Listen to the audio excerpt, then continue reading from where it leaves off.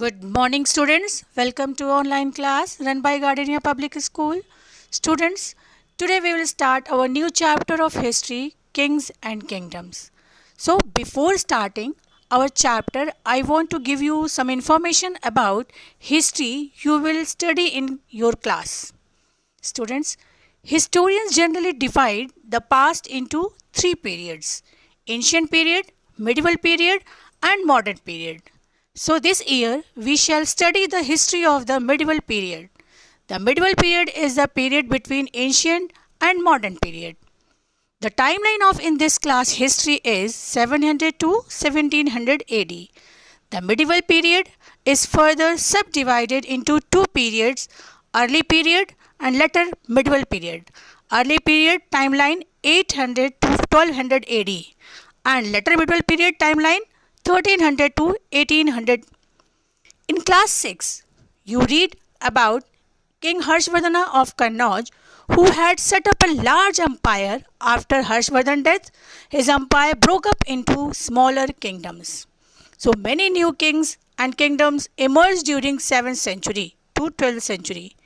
In this chapter, we will be discuss who was the ruler coming from in this period. So now let's start our chapter. Kingdoms. Before we proceed any further, let's recall the meaning of dynasty, kingdom, and empire. Dynasty means a family of rulers who rule over a country for a long period of time. For example, Gupta dynasty, Mauryan dynasty. Mauryan dynasty में the first ruler was Chandragupta Maurya. Then his son Bindusar came to power. Then Bindusar's son Ashok came to power. So it can be called a dynasty. Then kingdom. Kingdom means any country which is ruled by a monarch, that is a king or queen. Whereas an empire is a large kingdom. एक kingdom के अंदर एक king या queen एक territory पे rule करता है. Whereas in an empire, a king or a queen rules over many regions and many areas. So, for example, British Empire, Mauryan Empire.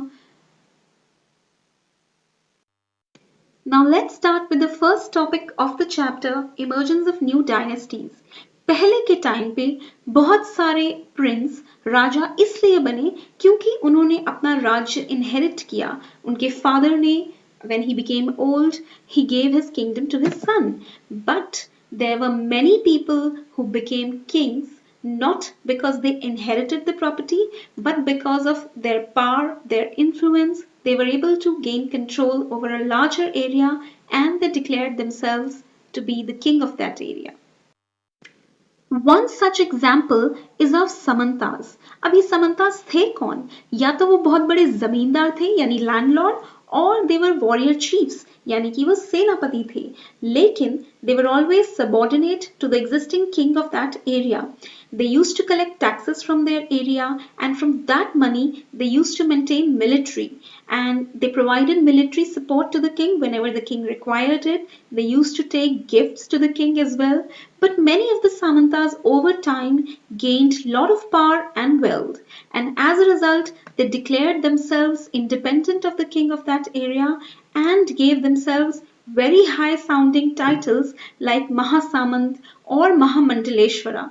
So over time a Samanta became a king. But this did not happen with all the Samantas.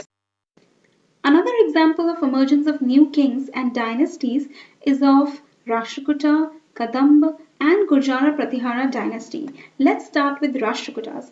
Students, you have read about Chalukya dynasty in your class 6 history book. Chalukyas were ruling over Karnataka and Danti Durg जो था वो Chalukyas के under एक सामंत था. So over time Danti Durg became very powerful and he fought a battle with his Chalukya overlord and in that battle Danti Durg won and he became the founder of Rashtrakuta dynasty.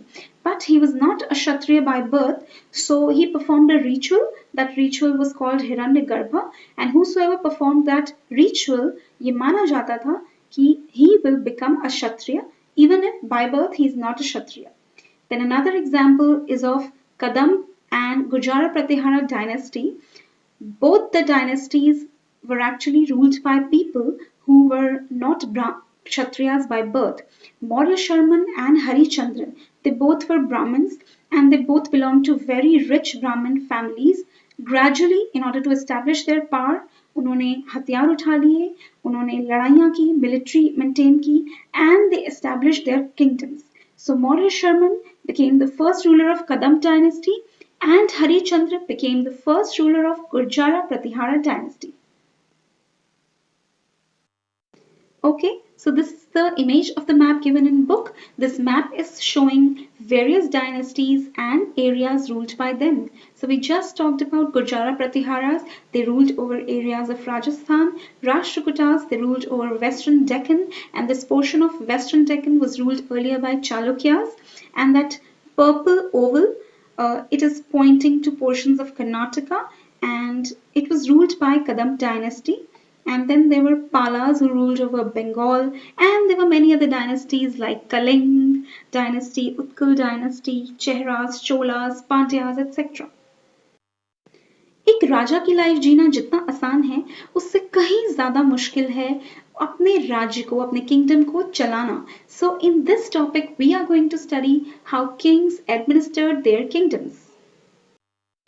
In order to show that they are very powerful, kings gave themselves high-sounding titles. For example, Maharaja Adhiraj, which means overlord of the kings, यानी कि राजाओं का भी राजा. Then another title is Tribhuvan Chakravartin. इसका मतलब तीनों लोगों का राजा, धरती, आकाश, पाताल, तीनों लोगों का राजा.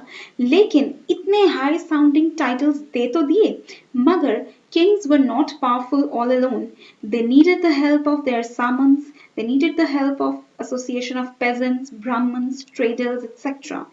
And in order to run their kingdom, kings collected taxes. They collected taxes from peasants.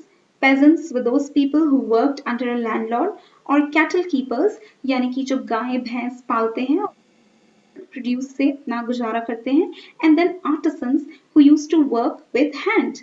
So they all gave taxes to the king. But why did the kings collect taxes? They collected it to finance their establishments, यानी कि अपने राजमहल को चलाना. They had to give salaries to their soldiers, expenditures on food, expenditures on jewelry, clothing, furniture, etc. And then they used these taxes to construct massive structures like forts, temples, and palaces. And they also used it to wage wars, यानी कि किसी और king से लड़ाई करने के लिए बहुत सारा पैसा चाहिए होता था, and that money came from taxes. The next topic is Prashastis and land grants. But what were Prashastis? Prashastis were Sanskrit poems written by Brahmins in praise of kings. यानी कि ये संस्कृत में लिखी गई वो कविताएं थी जिसमें सिर्फ राजाओं की तारीफ थी. ये जरूरी नहीं है कि whatever was written in Prashasti was true. Prashastis showed the kings as great achievers, victorious, fearless, valiant.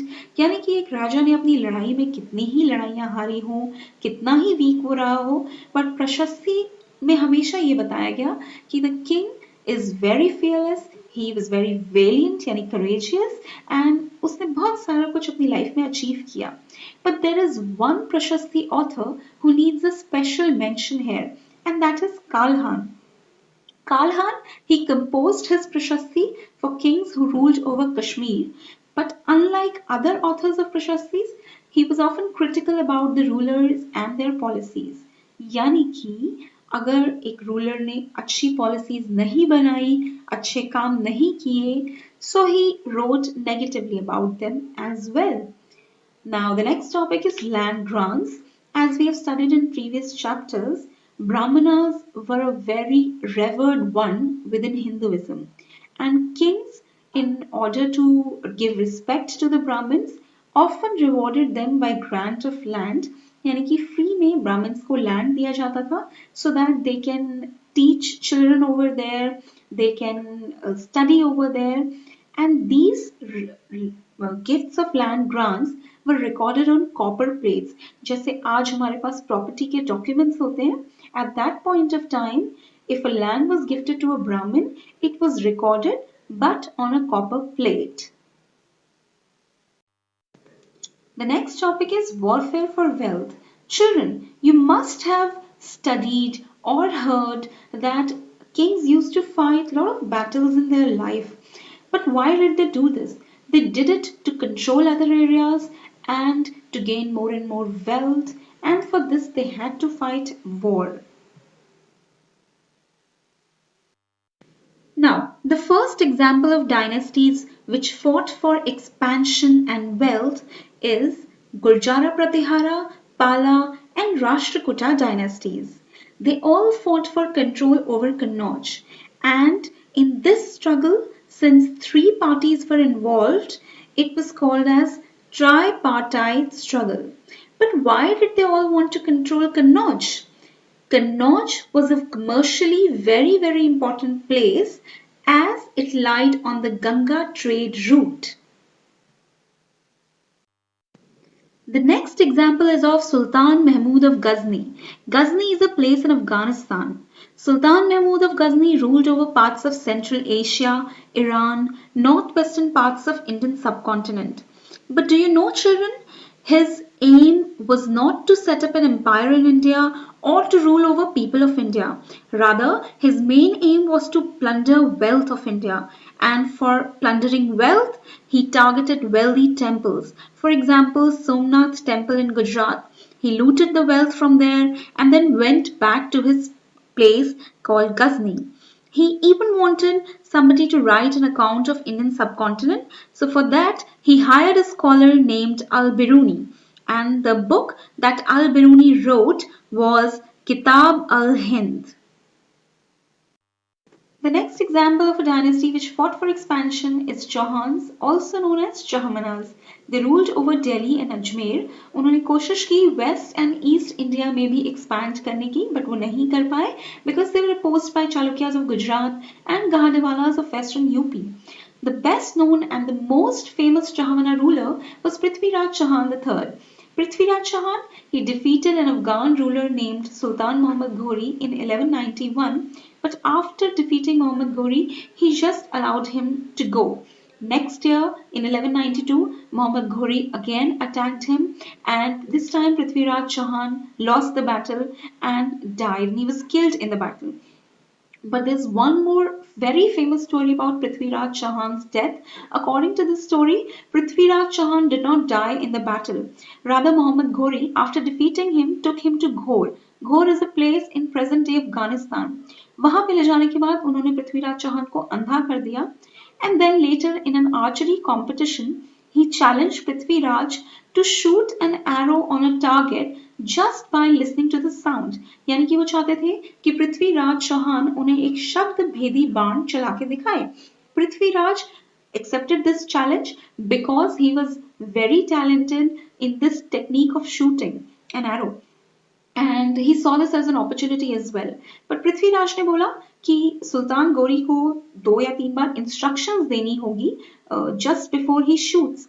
So Muhammad Ghori accepted, and the moment Muhammad Ghori spoke something, Prithviraj, instead of attacking the target, he shot the arrow straight into the heart of Muhammad Ghori, and Muhammad Ghori got killed there and then.